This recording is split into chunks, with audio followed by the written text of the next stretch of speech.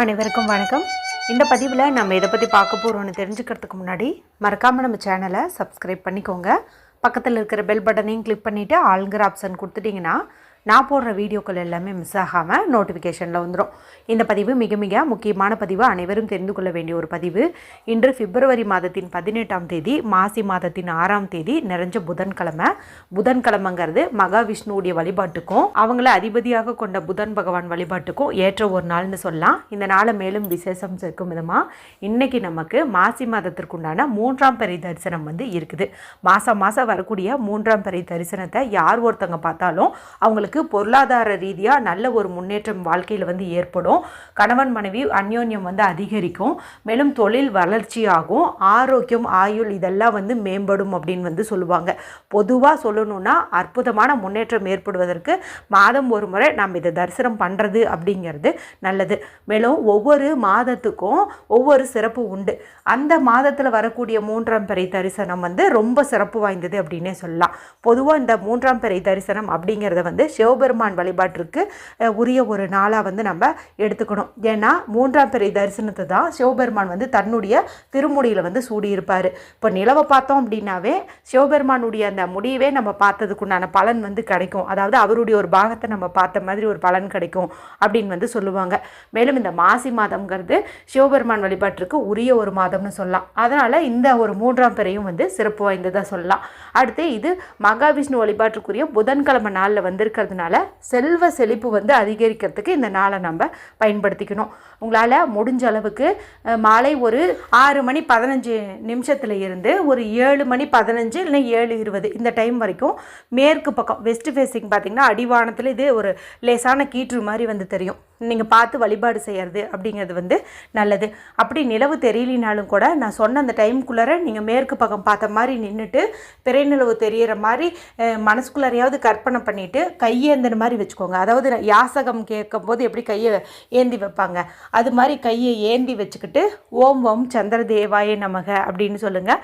இல்லைன்னா ஓம் சந்திர மௌலீஸ்வராய நமக அந்த மந்திரத்தை நீங்கள் சொல்லுங்கள். இந்த மாதிரி சொன்னீங்க அப்படின்னாலும் உங்களுக்கு நல்ல பலன் கிடைக்கும். ஏற்கனவே இந்த அற்புதமான நாளில் இரவுக்குள்ளே செய்கிற மாதிரி ஒரு அற்புதமான எளிமையான பரிகாரம் குறித்து வீடியோ போட்டிருக்கிறேன். ஒரு ஏலக்காய், ஒரு 5 ரூபா காசு, ஒன்று 11 முறை சொல்லணும். இது சொன்னோம் அப்படின்னாவே ஆயுசு முழுக்க நமக்கு பணவரவு அதிகரிச்சுட்டே இருக்கும் அப்படின்னு சொல்லியிருப்பேன். பார்க்காம இருந்தீங்கன்னா எண்டு ஸ்க்ரீனில் லிங்க் கொடுக்குறேன், பார்த்து தெரிஞ்சு வச்சுக்கோங்க. சரி, இப்போ இந்த பதிவுக்கான விளக்கத்துக்குள்ளே போகலாம். இது கையில் எழுதுகிற மாதிரி ஒரு பரிகாரம். இதுக்கு எந்த ஒரு ரூல்ஸ் அண்ட் ரெஸ்ட்ரிக்ஷன்ஸுமே கிடையாது. முடிஞ்ச அளவுக்கு இதை நீங்கள் பிறைச்சந்திரன் தெரியக்கூடிய அந்த மாலை நேரத்தில் செய்கிறதுங்கிறது நல்லது. இல்லை அந்த நேரத்தில் செய்ய முடியாது, மறந்துடுவோன்னு நினச்சிங்கன்னா இன்றைக்கி நமக்கு மதியம் 12 மணிலேருந்து 1:30 வரைக்கும் பார்த்திங்கன்னா ராகு காலம் இருக்குது. அந்த நேரத்தை ஸ்கிப் பண்ணிட்டு மற்ற நேரத்தில் இதை நீங்கள் தாராளமாக கையில் வரைஞ்சிக்கலாம். இப்போ நான் உங்களுக்கு ஒரு சிம்பிளும் கொடுப்பேன், ஒரு நம்பரும் கொடுப்பேன். ரெண்டுமே சேர்ந்து அற்புதமான பணவரவு உங்களுக்கு கொடுக்கும். இதுக்கு நமக்கு தேவையான பொருள் என்ன அப்படின்னு பார்த்தீங்கன்னா, பச்சை நிறத்தில் இங்கு வர மாதிரி பேனா, ஸ்கெட்ச் பென்சில், மார்க்கர் தேவைப்படுது. பொதுவாகவே பச்சை நிறம்ங்கிறது பணவசிய நிறம்னு சொல்லலாம். மேலும் புதன்கிழமை இன்றைக்கி இருக்குது. புதன் பகவானுக்கு உரிய நிறம்னு பார்க்கும்போது பச்சை நிறம் தான். அதனால் இது எடுத்துக்கிறது ரொம்பவுமே பொருத்தமாக இருக்கும். இப்போ அமைதியான ஒரு இடத்துல உட்காந்துக்கோங்க. யார் கூடவும் பேசாதீங்க, டிவி பார்க்காதீங்க, மொபைல் பார்க்காதீங்க. மனசை நல்லா ரிலாக்ஸ் பண்ணிக்கோங்க. நல்லா டீப் ப்ரீத் எடுத்துக்கோங்க. 2 கையும் நல்லா தேய்ச்சி அந்த சூட்டை உச்சந்தலையிலையும் கண்கள்லையும் ஒத்தி எடுத்துக்கோங்க. அடுத்தது இப்போ இந்த இடது கையில் லெஃப்ட் ஹேண்டில் இந்த சுக்கரமேட்டு பகுதி இருக்குது பாருங்கள், இந்த கட்டைவேலுக்கு கீழே உள்ள பகுதி. இந்த இடத்துல நான் ஸ்க்ரீனில் காட்டுற பாருங்கள், இந்த ஒரு சிம்பிளை நீங்கள் வரைஞ்சிக்கோங்க. இது உங்களுக்கு தெளிவாக தெரியலனா நான் எங்கள் கையில் வரைஞ்சிருக்கிறேன் பாருங்கள், அந்த ஃபோட்டோ காட்டுறேன். இதை நீங்கள் ஜூம் பண்ணி பார்த்து பொறுமையாக வரைஞ்சிக்கோங்க.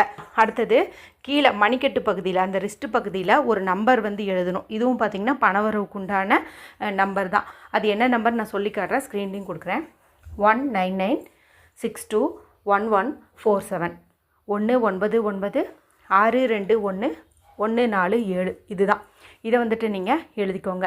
சிம்பிளை கட்டை விரல் கீழே உள்ள சுக்கரமேட்டு பகுதியிலையும் இந்த நம்பரை மணிக்கட்டு பகுதியிலையும் எழுதிக்கோங்க. அப்படி இப்போ இந்த இடத்த தட்டி விடுங்க. லைட்டாக தட்டி விட்டுட்டு சுக்கரவசியம் ஏற்படட்டும், சுக்கரவசியம் ஏற்படட்டும், சுக்கரவசியம் ஏற்படட்டும் அப்படிங்கிற மாதிரி சொல்லுங்கள்.